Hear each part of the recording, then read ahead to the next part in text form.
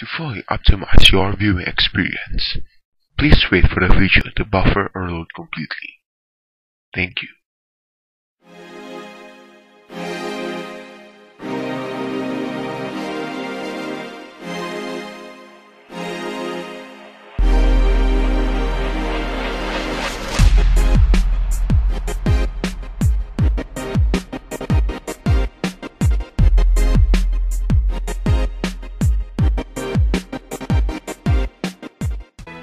Sa ganoong paraan ko nakilala si Laura.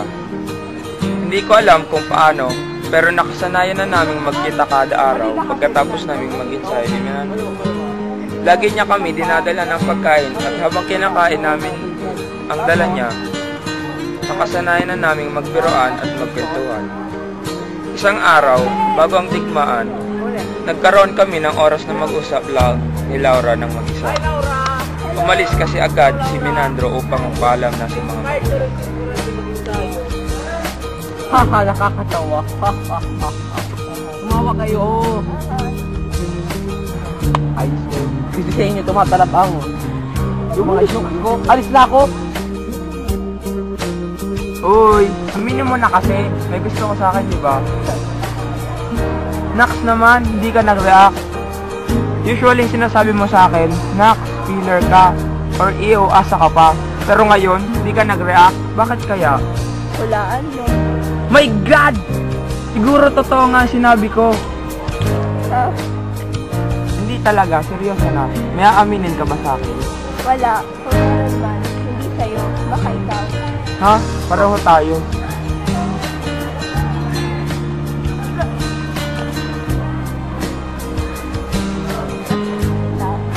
Ha? Narinig mo ako. May gusto ako sa'yo. Ha? Ako pa maisahan mo. Seryoso ka? Oo. Really? Noon, gustong-gusto mo na aminin ko sa'yo na in love ako sa'yo. Tapos ngayon na umaamin na ako, hindi ka naniniwala.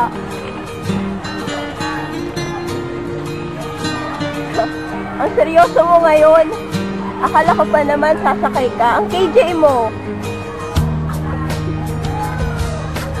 Uy, galit ka? May aaminin pa naman sana ako sa'yo. Na? Wala. Ano man yan? Aminin mo sana na ano? Na mahal kita. Na kada segundo nakausap kita, masaya na ako. Na kapag hinateran mo ako ng pagkain, napapangiti ako sa tuwa. Na kapag nagbibiroan tayo, hinihiling ko na hindi ka magalit sa akin. Na tuwing nakikita kita araw-araw, nanais ko na pansinin mo naman ako. Kahit awayin mo ako, masaya na ako niyan. At least naaalala mo rin na may nagmamahal sa'yo at naghihintay lang magpakailanman. Yun sana ang aaminin ko sa'yo, Laura. Parang totoo kahit hindi naman. Bakit ayaw mo ako paniwalaan? Kulang pa ba ang aking mga sinabi? Gusto mo siguro sabihan ko ay I love you, Laura.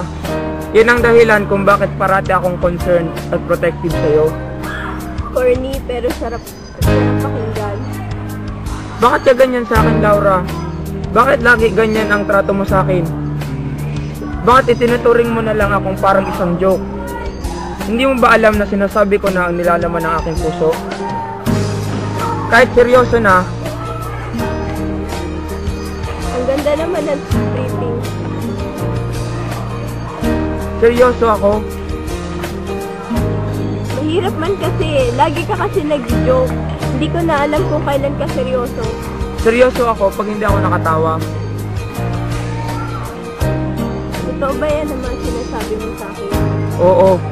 Kahit mamatay ka man ngayon? Oo, mahal kita, Laura. Oh my God! Seryoso ka talaga. Sorry. Sorry, Florante, kung di kita sineryoso kanina. Gusto ko lang malaman mo kung hanggang panaginip lang ako. Habang buhay lang ba ako aasa dito? Grabe ka, Florante. Huwag kang ganyan. Sagutin mo ako. Mahal mo rin ba ako? Kung hindi, okay lang sa akin. Tatanggapin ko ito.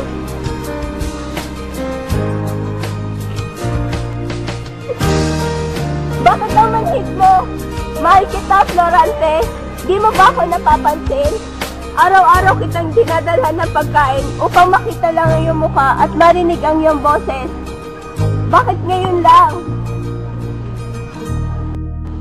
Stop talking.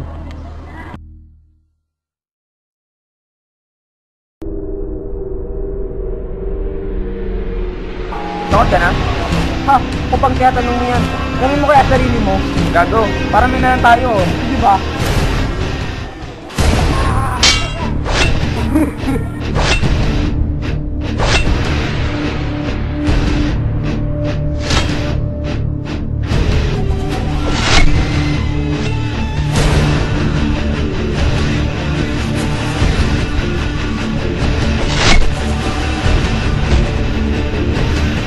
Bibilang ako. Isa, dalawa, tatlo. Let's go!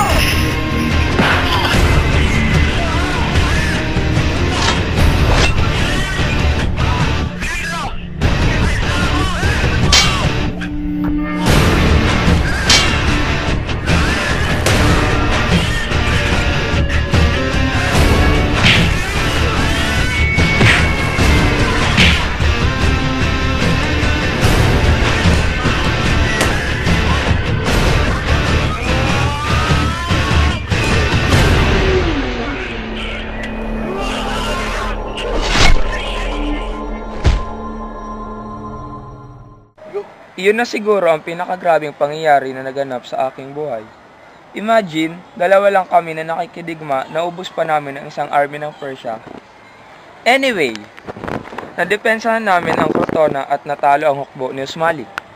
Siyempre, nagalak ang mga taga-Crotona dahil nalaman nila na ang kanilang tagapagligtas ay ang apo ng kanilang hari.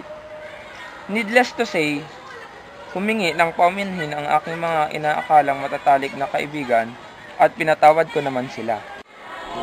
Ngunit, makalipas ng 5 buwan, bumalik uli kami ni Menandro sa Albania.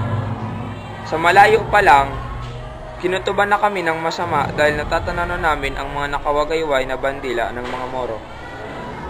Iyon na pala ang simula ng pananakop ng mga taga-Turkiya sa pamumuno ni Miramolin. Hindi na kami nag-aksaya pa ng oras. Bumalik kami sa Crotona at hiningi ang tulong ng aking mga kaibigan. Bumuo kami ng isang hukbong walang katulad. Ilang araw ang nakalipas ng pagnananay, hinarap na namin ang mga sundalo ni Miramolin. Biniyayaan naman ako ng Diyos ng mga sunod-sunod na tagumpay. Dahil dito, 17 hari ang humanga sa amin. Isang araw, habang nakikidigma ako, may nakuha akong isang liham na nagsasaad na umuwi na ako.